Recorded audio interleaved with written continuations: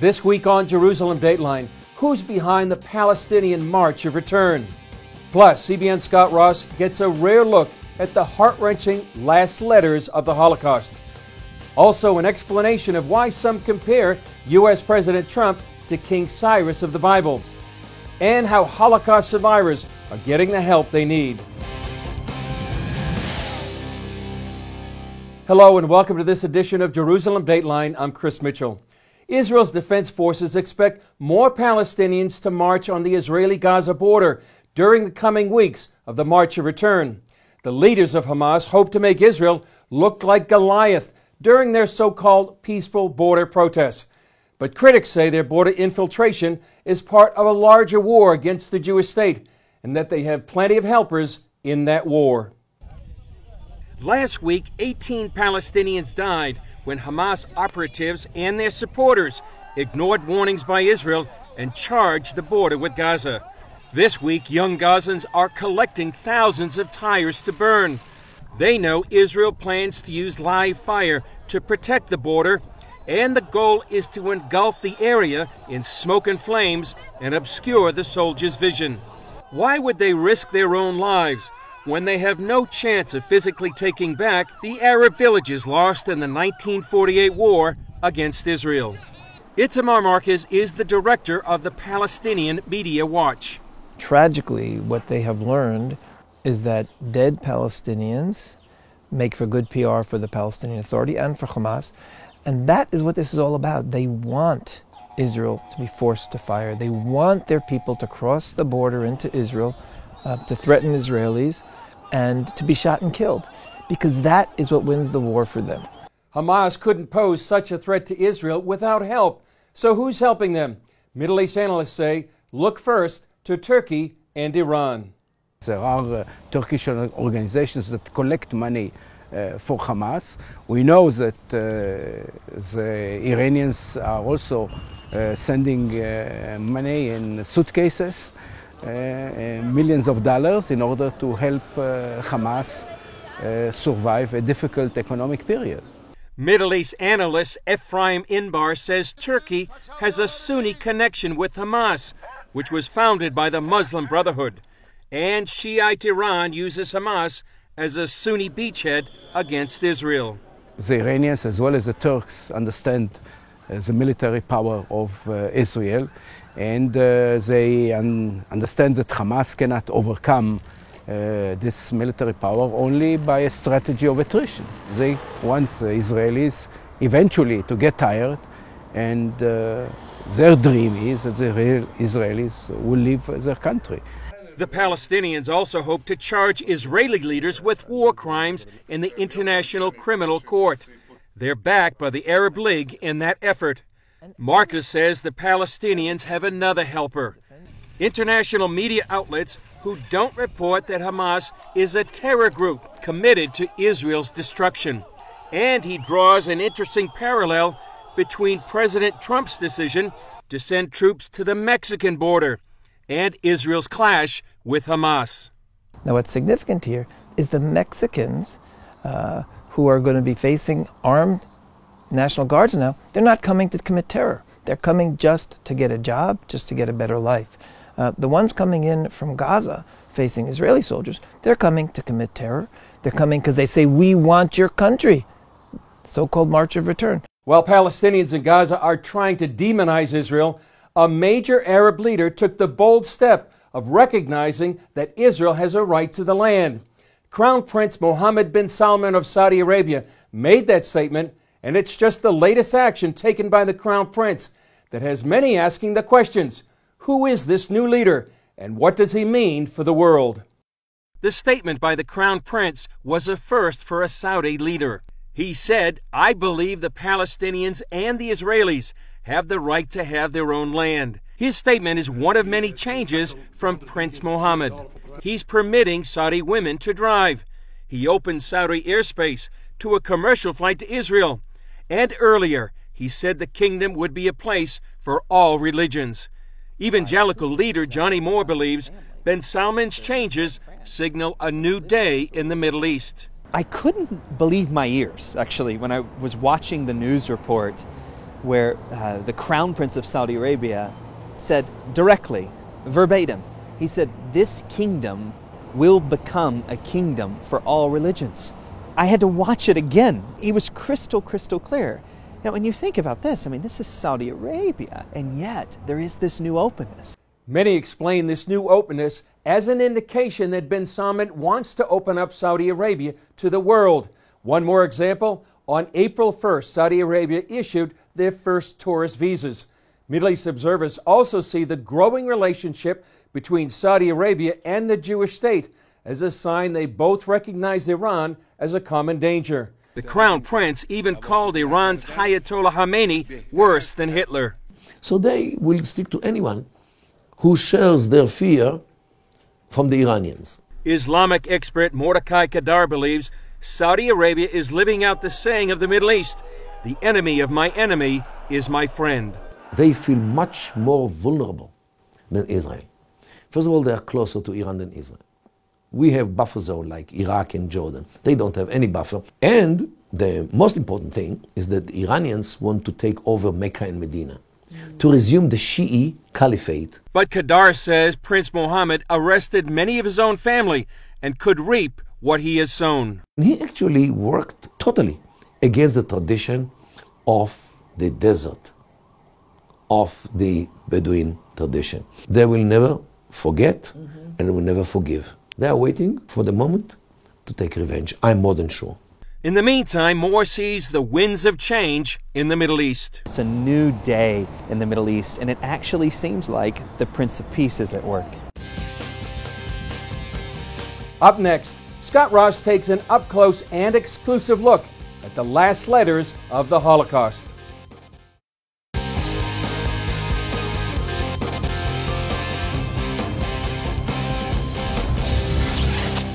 Each year, Israelis pause to remember the Holocaust, the slaughter of 6 million Jews by the Nazis and their collaborators. In talking about such a daunting subject, it's often hard to grasp the reality of each person's story, their life, family, hopes, and dreams. A new online exhibit from Israel's Holocaust Museum aims to tell those stories, and CBN's Scott Ross visited Yad Vashem in Jerusalem to bring us that story. My dear Rosie, I am happy that you received our greetings. What are you up to, my darling? Be well. Many kisses from your mother. In every letter at the beginning and at the end, she wrote, "Make sure to take care of your health." That's the final letter Rosie Yoshkovitz received from her mother, Berta. Each story is unique. In those online exhibitions, we are telling stories first to commemorate the victims, to give them back their names, human dignity. Yona Kobo oversees the new exhibit, Last Letters from the Holocaust, 1943. The letters were chosen because they are very intimate, very personal, very unique, because each handwriting is different from one person to the other. You can find stains of tears of those who wrote the letters and tears of those who received the letter. When you read these letters from mothers, fathers, children, what does that do to your heart? Sometimes it's tearing me apart. Sometimes I'm crying. How were they delivered? Was there a post? There was no postal service. The post service worked the entire war, even in the camps. Censorship. Sometimes not. But I think they censored themselves. Kobo gave us an extremely rare look at Yad Vashem's vast archives, where I saw some of the actual letters. What does this say? That was written by a child. She was almost 12 years old. Her name was Regina Folkenflick, and she was living at East Poland. She was hidden at a Christian family. Her parents thought that was the best way to save her, by putting her in a good family. But the child was shot. The rest of the family survived. And her brother, now 84 years old, donated the letter to Yad Vashem. It's in Polish, and she's writing, "Dear mother and father and dear Dolik," her brother, "be well. Mommy, don't be upset. Please forgive me, Mommy, for writing so little." And here's another one. That is another one, written by a young woman, 19 years old. Rosette Bomblat. She was active in a group of underground movement in Paris. She helped saving other Jewish children. Her family was hidden in a village not far away from Paris. And Rosette is writing here in French. I'm only living for the day that we will be together again. All the family, except of Rosette and her oldest sister Sarah, survived and emigrated to Israel. She didn't. She didn't. She was transferred to Auschwitz. She was murdered in the camp. What about your family? My mother was born in Germany, and she has been through a ghetto, a labor camp, and a very, very long death march. She marched 800 kilometers by foot.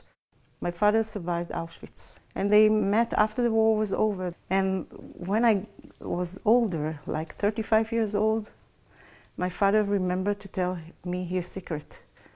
He was a widow when he met my mom. He lost his first wife and baby daughter in Belzec. I just recently found the name of his daughter. This online exhibit is just one of many at Yad Vashem, the main collection of Holocaust documentation in the world. So one of the main missions of Yad Vashem is to collect into one place all the documents, all the evidence about the fate of Jews during the Holocaust. It was the first intention of Holocaust survivors the first day after the war was ended. Dr. Chaim Gertner is director of the archives. We understood that the Nazis not only planned to murder the Jews, but also understood or wanted to annihilate, to erase our ability to know who were they and what happened to them. Erase their memory. So this is why Yad Vashem decided as one of its most important missions to collect all those pieces of huge puzzle of our joint history into one place. The more than 200 million pages of documentation includes testimony, survivors' stories, photos, and other personal items. We launched 7 years ago a national campaign. We call it Gathering the Fragments. We met until now close to 11,000 people who donated to us during the last 7 years more than 124,000 items and collections. And are there many survivors living today that have seen this, been here, and experienced this? Yes, Holocaust survivors do see Yad Vashem as the home of their items, and they say here it will be kept forever. He will preserve it. And I may tell you the story, for example, of this sweater over here that was donated to us on the first day of this campaign 7 years ago by a lady from Tel Aviv. It was belonged to her sister. So for her, it took a lot of time to decide to separate with that. The name Yad Vashem comes from the Bible. It means a memorial and a name. Yad Vashem during the last 2 decades and more is struggling to tell the story of individuals in the Holocaust. They were human beings that used to live in Europe and elsewhere, and they had lives, they had kids, they had dreams, and it tells us also something about their ability to survive during those years in those inability times. How important is it to have all this online? Around 1 million visitors are coming to Yad Vashem every year. Almost 10,000 of them are visiting our reading room every year. But last year, more than 19 million people all over the world, Jews and non-Jews, used our databases online. Because you're around this and have explored this and researched it, do you become jaded at all? I mean, it has to affect your heart. I am a son of a Holocaust survivor myself. I was going to ask you that. I think that as an educator, our mission here to educate the next generation is what gives us the strength to think ahead, what to do with that story for generations to come. Scott Ross for CBN at Yad Vashem in Jerusalem.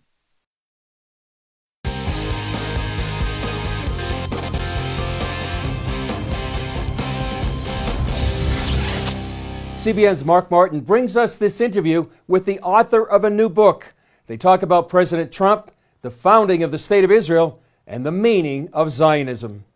Before the 2016 presidential election, some evangelical Christians began comparing Donald Trump to King Cyrus, the biblical king who's credited with allowing Jews to return to Jerusalem from exile in the Babylonian Empire.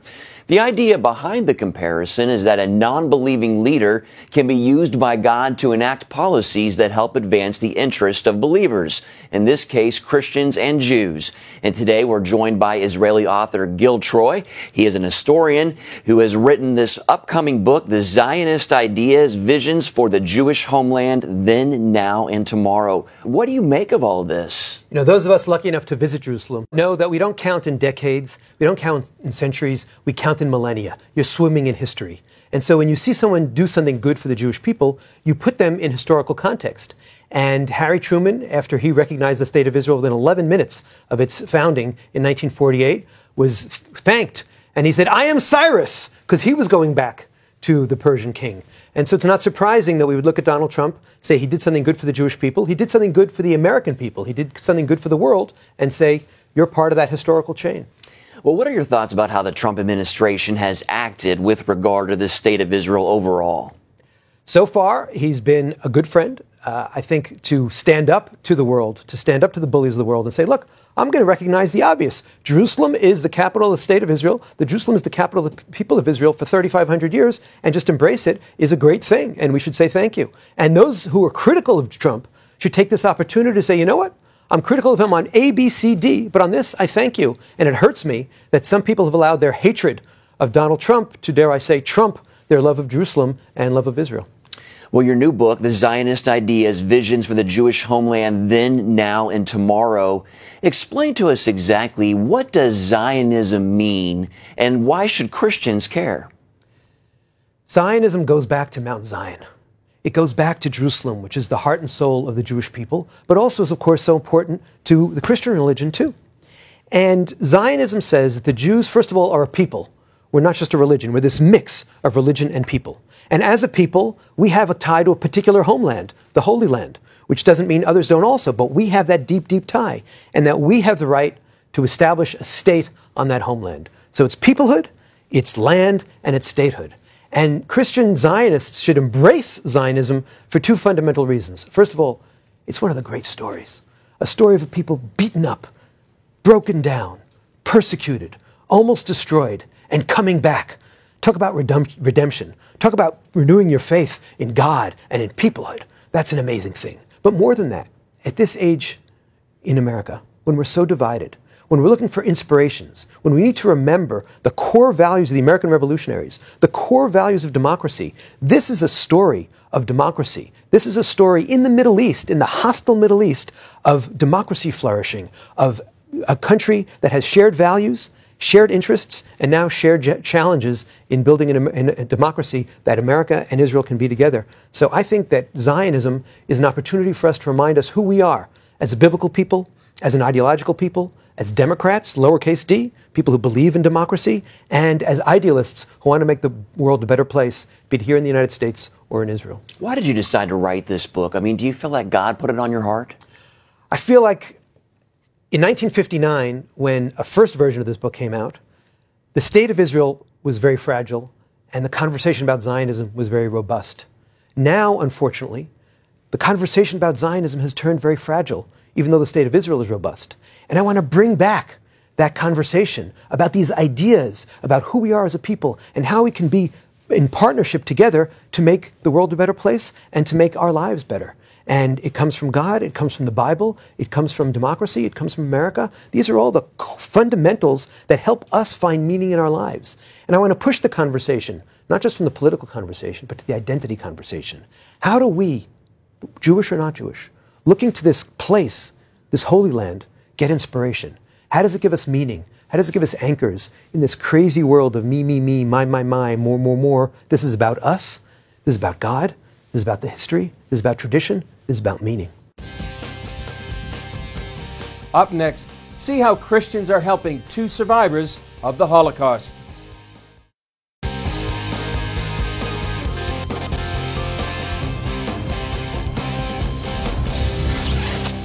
Isaac and Luba are Holocaust survivors living in Israel. See how Christians are brightening their day and helping them make ends meet. Isaac and Luba enjoy tending the flowers together on their balcony. It's a good distraction from their horrific memories of life as children in the Ukrainian ghettos of World War II. I remember those moments in the ghetto better than I remember yesterday. The Nazis came and they went from town to town killing the Jews. There was a Christian man who owned a bakery in our area, and when the Nazis came, he told them that there were no Jews here, so they went on. Both Isaac and Luba's fathers were fighting on the front with the Red Army, so their families had to survive in the ghetto on their own. Jews in the ghetto could not leave, and there was very little food. More than 10 people were forced to live in our small home, and they slept wherever they could. It was so cold, and disease spread. Half the population of the ghetto perished. One day I was with my mother in the square, and the soldier threatened to shoot us if she did not give up her gold earrings. She did, and he let us go. After they ran out of things to barter with, Isaac learned how to sew gloves and other clothing, which helped him and his mother endure until liberation. Both Luba and Isaac lost many family members and friends by the end of the war. It's something you never forget. It forever sits in your head and in your heart. And it's there. It's always there. Isaac and Luba met after the war and started a family, eventually moving to Israel. They will soon celebrate their 60th anniversary. But in recent years, they've started to feel isolated, and it's been difficult for them to come up with enough money for food. So CBN Israel regularly takes them groceries. It means so much to us when you come to our house and bring us food. It means much more than material help. You give us happiness that is worth millions. We also put on special events for Holocaust survivors throughout Israel, like this one, Christ Church in Jerusalem's Old City. Survivors share their stories with Christians, and Christians honor them with songs and fellowship. We treat them to a meal and give each Holocaust survivor a walker or cane if needed. It's a miracle when Christians meet us and they want to know us and they want to hear our story. My spirit is lifted and there is a joy in my heart. We live for meetings like this with you. Thank you so much to the Christians that love us. Because we love them, I don't know what could be better. We have the same God, and God unites us.